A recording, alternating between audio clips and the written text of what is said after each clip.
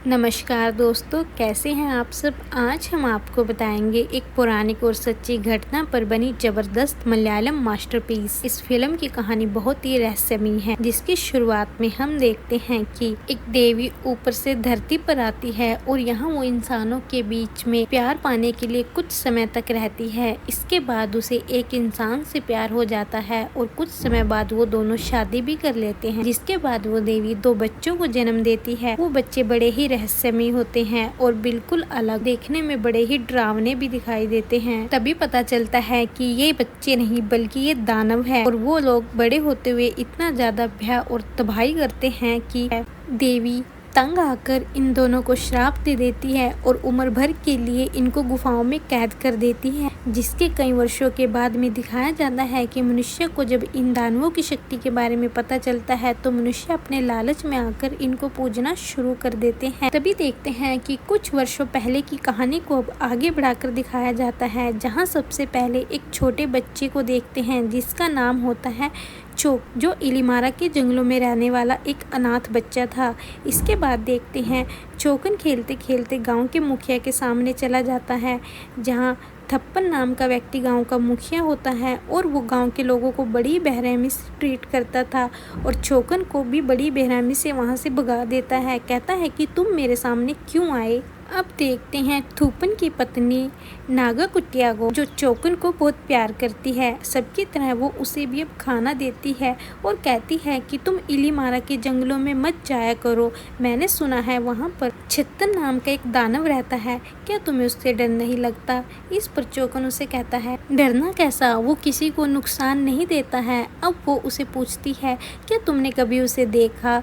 जिस पर नागा कुटिया की ये बात सुनकर चोकन वहां से घबराकर जंगल में वापस भाग जाता है। इसके बाद नागा कुटिया उसके लाए हुए आम खाती है। तभी दिखाया जाता है कि इलीमारा छत्तन देवी का ही बेटा था, जिसे वहां के लोग पूछते थे और वो कहते थे कि जो भी आज तक उसकी गुफा में गया वो फिर कभी वापस नहीं आया। लेकिन तभी दिखाया जाता है कि चोकन तो चेतन का दोस्त था, वो रात को छुपकर उसके लिए खाना भी लाता था, जिसके बदले में छत्तन उसे बहुत कीमती चीजें देता था। इधर थुप्पन को पता चलता है कि इसकी पत्नी ने चोकन के लाए हुए आम खाए हैं, जिसके बाद वो बहुत गुस्सा हो जाता है और खुद को पवित्र करने के लिए तालाब में नहाने जाता है। लेकिन वहाँ पर चोकन को देखकर उसका गुस्सा बहुत ही ज्यादा बढ़ जाता है और अपने गुस्से पर कंट्रोल न करते हुए वो चोकन के सर पर पत्थर से वार करता है, जिसमें चोकन की मौत हो जाती है। अब ये खबर हर जगह फैल जाती है। जंगल में छत्तन को भी इस बात का पता चलता है, जिसके बाद वो पूरे गाँव को श्राप दे देता है। अब धीरे धीरे पूरे गांव के लोग बीमारी से बेमौत मरने लगते हैं। तभी सब मुखिया थप्पन के पास जाते हैं, लेकिन वो खुद इस श्राप की चपेट में आ गया था। अब वो देखते हैं वो लोग देवी की प्रार्थना करते हैं, लेकिन उससे कोई फायदा नहीं होता। जिसके बाद वो देवी के दूसरे बेटे गड़ी देवन की प्रार्थना करते हैं, जिसमें वो चंद्र ग्रहण के समय जादू टोने की मदद से गड़ी देवन से मदद मांगते हैं और पूरे परिवार को श्राप से मुक्ति दिलाने में कामयाब भी हो जाता है। तभी यहाँ से आती है कहानी में कुछ साल का गैप, जिसमें दिखाया जाता है एक कुमारी नाम की लड़की को। इसके माँ बाप नहीं होते, इसका एक भाई होता है जयन और ये अपने चाचा चाची के घर में रहती है। इसके बाद दिखाते हैं कि एक दिन कुंवारी के लिए ध्रुवन नाम के लड़के का रिश्ता आता है, जो काली रंगन परिवार से होता है और अब इस परिवार का मुखिया ध्रुवन के चाचा होते हैं, जो एक जादूगर होने के साथ साथ लोगों को सांप से काटने के जहर की दवाई भी देता था। अब उनके परिवार को दिखाया जाता है, जिसमें ध्रुवन का बड़ा भाई अछूतन होता है और उसकी पत्नी भी। अब कुंवारी के परिवार को देखते हैं, जहाँ पर इस रिश्ते से बाकी सब तो खुश थे, लेकिन कुंवारी का भाई नाखुश। वो अब कुंवारी को कहानी बताता है और कहता है कि ये परिवार एक श्रापित परिवार है और लड़का ध्रुवन की भी दिमागी हालत ठीक नहीं है। लेकिन ये सब सुनने के बाद भी कुंवारी मान जाती है और कुछ दिन बाद उसकी शादी ध्रुवन के साथ हो जाती है। तभी देखते हैं कि वो लोग अपने घर जा रहे होते हैं और रास्ते में कुंवारी को एक औरत मिलती है, जो उसे कहती है कि तुम उस घर में मत जाओ, सब कुछ श्रापित है। उसे कुंवारी घबरा जाती है, लेकिन ध्रुवन के चाचा उसे कहते हैं कि इन सब फालतू की बातों पर तुम बेटा ध्यान मत दो। अब कुंवारी उस गाँव में पहुँच जाती है, जहाँ वो सब कुछ अजीब देखती है।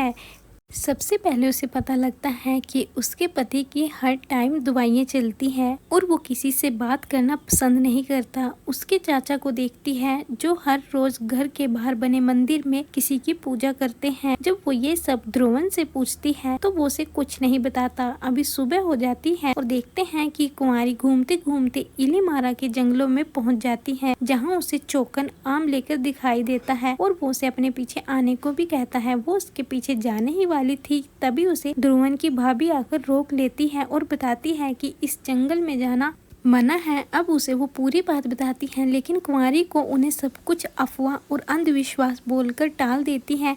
तब वो घर आकर रात को सो जाती है कि उसे एक सपना दिखाई देता है, जिसमें वो एक औरत को देखती है जो खून में लथपथ एक बच्चे को लिए हुए उसके सामने खड़ी थी और वो औरत उसे अपने पास भी बुलाती है, जिससे कुंवारी घबरा जाती है और उसकी आंख खुल जाती है।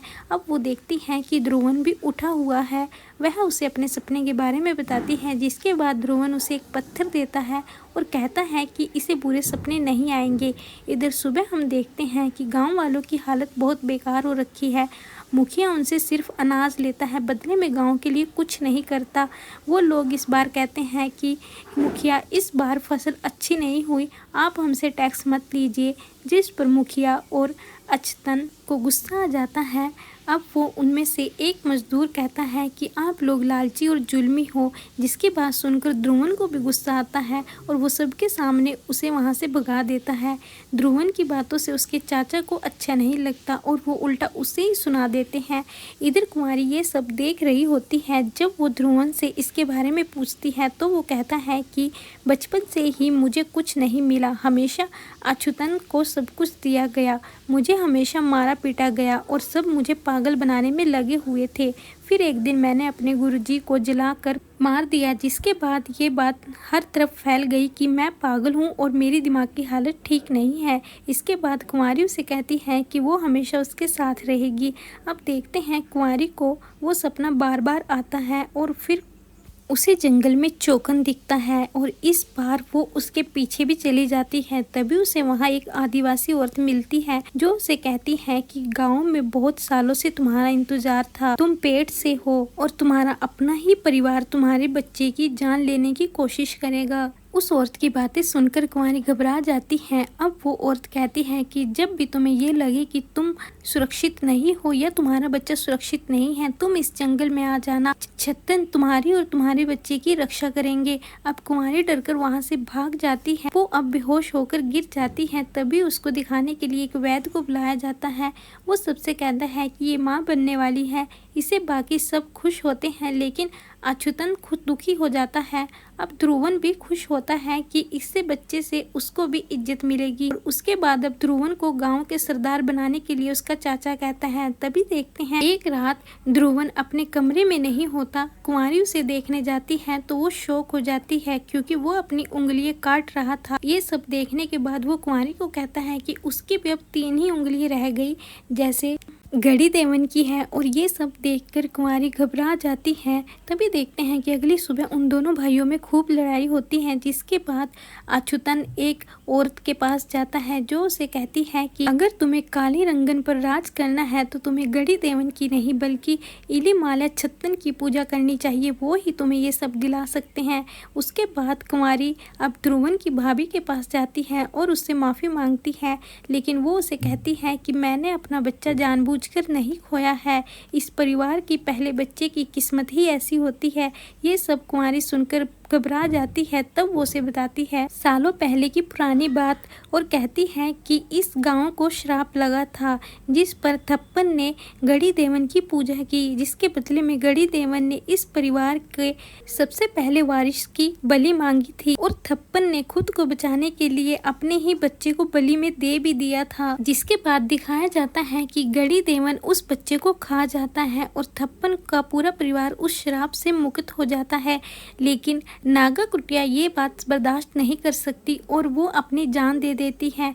अब उसकी भाभी उसे ऊपर एक कमरे में ले जाती है जहाँ एक अधमरा आदमी पड़ा था जो दर्द से तड़प रहा था क्योंकि उसकी हड्डियां बाहर आ गई थी, और उसे बताती है कि कोई और नहीं बल्कि थप्पन है।